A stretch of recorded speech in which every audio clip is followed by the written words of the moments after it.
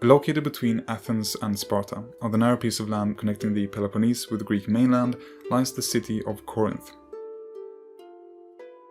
Although the current settlement located by the sea dates back to just 1858, the original city a few kilometers inland can trace its beginnings well into prehistory. According to legend, it was founded by and got its name from a man called Corinthos, said to have been descended from Zeus. However, the geographer Pausanias claims that this story was only really taken seriously by the Corinthians themselves. Since the city was in early times also known as Ephira, the same name as one of the daughters of the god Oceanus, another myth attributes its foundation to her. Others still say that its founder and first king was Sisyphus, the son of Aeolus, king of Thessaly. Supposedly, he managed to bring great prosperity to his new city, but was also a ruthless and deceitful ruler who took pleasure in killing his opponents. If you recognize his name, it's probably because he was forced to for all eternity roll an immense boulder up a hill, only for it to roll back down again whenever it nears the top. The gods gave him this punishment partly for trying to cheat death, and partly for daring to think that he was even cleverer than Zeus himself. If we look at the archaeological evidence, we see that the site may have been occupied as early as 6500 BC. Over the years it developed into an important center of trade, but seems to have been destroyed around 2000 BC. A couple of centuries later, it probably became the site of a palace city, much like those of Tiryns, Pylos or Mycenae, but it remained more or less a backwater up until the 8th century. In 747, the last king of Corinth, Telestes, was overthrown by his own clan, the Bacchiadae, who from then on would rule the city as a group by annually electing a Prytanis, equating to the position of king, and a Polemarchos to head the army. During their time in power, Corinth emerged as a major Greek city. Large public buildings and monuments erected, and in 733 its first colonies were established at Corcyra or Corfu and at Syracuse in Sicily. By 730 BC, the population had grown to what was then a fairly impressive size of at least 5,000, several hundred of which would belong to the ruling clan. But by the mid-7th century BC, the days of the Bacchiadae were counted. Due to discontent caused by recent wars, the Polemarch Cypselus could have them overthrown and installed himself as the first tyrant of Corinth. During his 30-year rule, temples to Apollo and Poseidon were built, and his enemies were expelled to found new colonies for the city. According to Aristotle, he had promised to offer the entire property of the Corinthians to Zeus if he became the master of the city, and according to the story at least, he kept his word. Cypselus was succeeded by his son Periander, who along with people like Thales of Miletus and Solon of Athens, is considered one of the 7 sages of Greece. Under him, Corinth became one of the wealthiest of the Greek city-states and founded colonies at Potidaea in northern Greece and Apollonia in Albania. It also conquered Epidaurus and its old colony of Corcyra, which had retained a strong sense of independence and was often at odds with its mother city. It's actually in an earlier war with them that the first ever recorded sea battle took place. Much of the wealth that now poured into the city was due to an ambitious infrastructure project. Periander had tried to take advantage of the city's strategic position on the Isthmus of Corinth by digging a canal through it. This would attract more trade by sparing merchants the dangerous trip around the Peloponnese, but either due to its great costs and lack of labor or to technical difficulties, the project was abandoned. Instead, he created the Diolkos, a paved trackway which allowed boats to be moved over land and which would remain in use until the 1st century AD. With the tolls from the increased trade, Periander constructed a number of temples and public works and promoted literature and the arts. He is said to have both written and appreciated philosophy and invited the poet Arion from Lesbos for an arts festival in the city. It's also now that the first Corinthian coins were struck and a distinctive Corinthian style of pottery was developed. Now, despite the flowery picture that this might paint of Periander, he is actually referred to by several, although not all, ancient writers as a cruel and harsh ruler. According to one story, he once kicked his wife or threw her down a set of stairs so hard that she was killed. Because of this, his son Lycophron decided to leave Periander and seek refuge in Corcyra. But in old age, he decided that he wanted Lycophron to become the next ruler, and managed to convince him to come home to Corinth, although only on the condition that Periander go to Corcyra. However, the Corcyrians heard about this and killed Lycophron to keep away Periander. Instead, it was his nephew, Psammetichus, who became the next and last tyrant of Corinth in 585 BC. He was named after the Hellenophile pharaoh Wahib Psamtik I and stayed in power for just 3 years until being replaced by a council of 80 oligarchs. It's thought that around the same time the Isthmian Games were founded. They were held every 2 years in honor of the god Poseidon, whereas the Olympic ones were held every 4 years and in honor of Zeus. Originally, the winners of the various athletic and musical competitions would receive a wreath of wild celery. However, by Roman times they've been changed into pine, which was considered sacred to the god of the sea. The games were open to all Greeks, but were especially popular with the Athenians, who would reward their victorious citizens with an extra 100 drachmas and even sent contestants in times of war with Corinth. Eventually, the Romans were also allowed to participate, and the games continued to be held until they were suppressed as a pagan ritual in the late 4th century AD. Over the following centuries, silver coins were introduced, and a new temple of Apollo, pots which are still standing, was constructed. During this period, Corinth continued being one of the leading Greek states.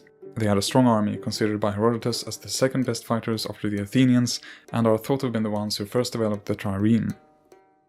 They also repeatedly served as a mediator between different cities and established an alliance with Sparta.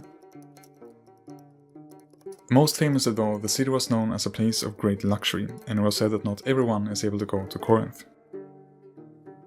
Embodying this was the temple of Aphrodite, the goddess of love, which employed over 1,000 hetairas, or temple prostitutes. The most famous of them was Lais. She was thought to have been the most beautiful woman of her time and charged enormous fees for her favors. Fittingly enough, considering its reputation for luxury, Corinth was also the place where the last and most exuberant of the Greek orders of architecture was developed. Whereas the Doric order is said to symbolize a man and the Ionic a woman, the Corinthian order resembles the shape of a maiden. According to the Roman architect Vitruvius, it came to be as follows. A young girl from Corinth caught a disease and passed away. After her funeral, a basket containing various things that she'd like to unlive was placed by her tomb, and in order that they might remain longer, exposed as they were to the weather, the basket was covered with a tile. As it happened though, the basket had been placed upon the root of an acanthus, and when spring arrived, it began to grow up around it. Then one day, the famous sculptor Callimachus happened to pass by and noticed the basket. Pleased with the style and novelty of the grouping, he made columns for the Corinthians on this model and fixed the proportions. 100 years after the overthrow of the last tyrant, Corinth would be the host of a conference which, together with other ones held in Sparta, established the Hellenic League. This was an alliance of Greek city-states made to defend against the mighty Persian Empire, which at this time stretched from the Indus River Valley to the Aegean Sea. The Persians had attempted to subdue the Greeks 10 years earlier, but had been miraculously beaten back by the Athenians. This time, however, they arrived with a far greater force and were determined to win. The Corinthians sent a force of 400 soldiers to the Battle of Thermopylae, where the Spartan king Leonidas famously fought to his death. They also contributed by supplying 40 warships to the Battle of Salamis and some 5,000 hoplites to the Battle of Plataea, by which the Persians were finally driven out of Greece. This wouldn't be the last major conflict to involve Corinth, however. In 435 BC, they became embroiled in a war with Corcyra over the city of Epidamnos, now known as Dures and located in Albania. Both sides happened to have powerful navies, and the Athenians, afraid that a victorious Corinth might become an unstoppable naval power, were persuaded to enter a defensive alliance with the Corcyraeans 2 years later. This in turn triggered the far greater conflict known as the Peloponnesian War, which, through 2 major alliances, one led by Athens and one led by Sparta, would involve nearly the entire Greek world. The 2 powers had been at war before, but it ended inconclusively with a truce meant to last for 30 years. However, the Athenian alliance with Corcyra led them to breaking the treaty and to resumed hostilities. The result of the war was a decisive victory for the Spartans, but the Corinthians, who had been on the winning side, were dissatisfied with the new Spartan hegemony and switched sides, allying themselves with Athens instead. This led to a new conflict known as the Corinthian War, which lasted from 395 to 387 BC, and pitted a coalition of Thebes, Athens, Corinth and Argos, backed up by the Persian Empire, against Sparta. Initially, the Spartans won a number of land battles, but failed to capitalize on them and met a major setback by losing their fleet. However, when the Athenians began to recapture a number of islands that they had lost in the Peloponnesian War, the Persians decided to support Sparta instead, forcing the coalition to sign a peace. The treaty gave the Persians control of the Greek cities in Anatolia, and for Corinth it made being reincorporated into the Spartan alliance. It wasn't long before hostilities erupted once more between Athens and Sparta, and eventually this infighting would pave the way for a new power to rise. By 337 BC, the Macedonians, led by Philip II, had, with the exception of Sparta, subjugated the southern Greek states and united them under the League of Corinth. As hegemon, or leader of the League's army, Philip soon announced plans to invade Persia, but died before much could come out of it. This would instead be left to his son, Alexander. During the time of Alexander's successors, Greece became contested ground, with Corinth occasionally being the battleground for contests between the Antigonids based in Macedonia and other Hellenistic powers. In around 253 BC, the governor of Corinth, also called Alexander, attempted to challenge Macedonian rule and declared independence with himself as tyrant of the city. However, he was poisoned in 247, and Corinth was retaken by the Antigonids soon afterwards. 4 years later, the city's fortress of Acrocorinth was captured by Aretas of Sicyon. He was the leader of the Achaean League, a confederation of Peloponnesian city-states, and soon convinced the Corinthians to join it. After being captured once again by the Macedonians some 20 years later, Corinth was permanently brought into the League following a Roman intervention in 197. Over the coming 50 years, Corinth enjoyed a large degree of autonomy, with on matters of foreign policy, war, and federal taxes being decided jointly by the League. The confederation was headed by an annually elected general who was forbidden to serve for 2 consecutive terms.